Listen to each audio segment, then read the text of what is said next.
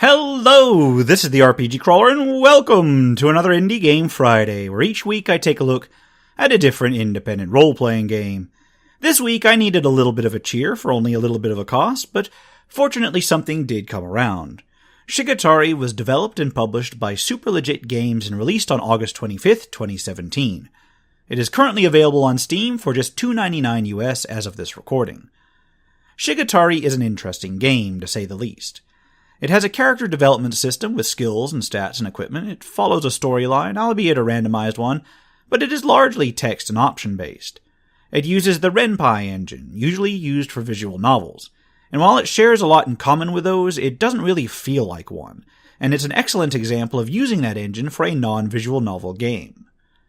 Character creation is pretty much just selecting a pre-existing character type, although the majority do need to be unlocked, then a difficulty level, and then selecting a name or entering your own. You can, after a few run-throughs, begin to upgrade various ancestor boons with Ancestral Favor, which will grant special abilities on a particular run-through. The storyline is pretty random on any particular run, with the tutorial starting you as the disciple of some aging samurai instructor, who teaches you the basics of combat and sends you out to prove his personal techniques' superiorities over the other schools. Other beginnings can be generated later, from being the vassal of some disgraced lord to the sole survivor of an attack on a village, and so on and so forth. While the origins vary, the mission tends to be the same, to defeat the lords of the various dojos throughout the land. Gameplay starts by selecting one of the various provinces to challenge first, with each one having its own dojo leader at the end. The individual provinces each are composed of a randomly generated branching web of nodes on a map, and the player must choose to travel between the nodes across the map to the boss at the end. Some nodes may have wandering samurai between them, which will result in a battle when encountered. Each node is, of course, randomly generated, selected from a number of different types of nodes. Beaches, shopkeepers, cities, shrines, mountains, forests, all are potential node types, and each type of node can have several scenarios. Each scenario offers a visual novel-style set of choices, which can alter the outcome drastically. Some may lead to battles, some to gaining certain items or effects, while some can change you to various alignments. The alignment system itself has 3 axes, each of which will vary how you are perceived in the world. Your personality can be sincere or cunning, courageous or prudent, and finally gracious or brazen. Characters have 3 attributes that can be increased through gameplay: strength, speed, and perception, as well as a number of masteries. Each combat stance has its own masteries, as well as strengths and weaknesses, while there are general masteries for all stances and all weapons. As you gain experience in this game, you can spend it to boost each of these attributes or masteries in turn. Combat itself, however, is the single most involved part of the game. It is a timing-based system, but not strictly real-time, as you have plenty of time to select from options from different menus. Once an option is committed to, certain timers are advanced until the requisite outcomes are determined. It's a system that takes a bit of getting used to, and is actually one of the main complaints I see about the game from some people, but honestly it's the part that fascinated me the most. To begin with, each side of the duel has a status list, telling the overall state of the character's health, their energy level, and their overall attribute balance, as well as what stance they're currently in.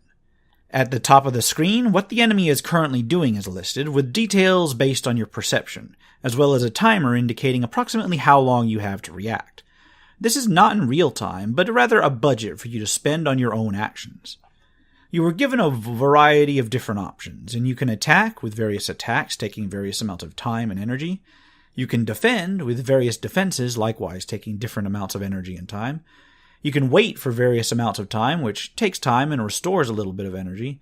Or you can change stances. Differing stances are strong or weak against other stances, so identifying which stance your opponent is in and shifting to adapt is going to be necessary, but changing stances does take time. During an attack, you target different parts of an opponent's body, which each have their own hit points, and during defense, at least with parrying, you have to defend where an opponent is aiming. You can attempt to parry in broad zones, such as mid, low, or high, or versus strikes to particular body parts. If you have a sense for where your opponent is aiming, this is probably the better option. This information can be gleaned by those with high perception or through practice and a good sense of the flow of combat. Attacks and blocks can also be stopped halfway through if you have the time to do so you can effectively feint towards one body part and then aim for another if you time it right. The trade-off between timing, budget, energy budget, and stances means that the combat system is quite detailed and complex, and yet quite worthwhile once you get the hang of it. Once your character dies, you get a summary of their deeds and may start again with one of their descendants. You are allocated an amount of ancestor favor based on your actions, with dishonorable actions resulting in a loss of favor. Indeed, if you think that you're going to be losing a decent chunk of the favor that you've earned during a particular playthrough, your character can simply commit seppuku, which will kill them, but will eliminate the penalty for dishonorable actions, thus potentially allocating more favor for you to spend on your next run-through. As I mentioned, in character creation, this can be used to get general bonuses on your next playthrough. Aside from the overall gameplay, the character development and gear acquisition and so forth, the sound and the graphics are really quite interesting as well. All of the graphics except interface elements are taken from actual public domain historical artwork, and while this means that they are mostly static images with some simple animation, it does lend a genuine sense of the period to the game. The music is likewise period appropriate, and the character voices are actually represented by different traditional instruments rather than actual voice acting. This gives the sense of a sort of paper puppet show, and although the music can drag on a little bit sometimes, it is very immersive. The writing for the individual scenes is also quite good, and I found several of them to be quite amusing. I'll have to be honest, I was surprised with how involving the game actually is, and I ended up playing it for a few hours more than I intended while getting the footage for this review. It has been compared to FTL for the branching paths and randomization, and I can't deny these similarities. But Shigatari is very much an RPG rather than a strategy game. It's not all roses, of course. The interface may be a little bit clunky to some who aren't used to menu-driven things. The music does wear on after a while, and at least on my system, the game kept crashing every time I closed it. But that wasn't very worrisome because I was about to exit the game anyway. Still, on the balance, especially for the price, I found it to be well worth it. I look forward to seeing future projects from this developer. For now, this has been the RPG Crawler with Indie Game Friday, Shigatari. If you like what you've seen, remember to leave a like, comment if you got feedback, and subscribe for more RPG content. If you're feeling particularly generous, feel free to check out my Patreon at patreon.com/rpgcrawler. Until next time, take care and goodbye.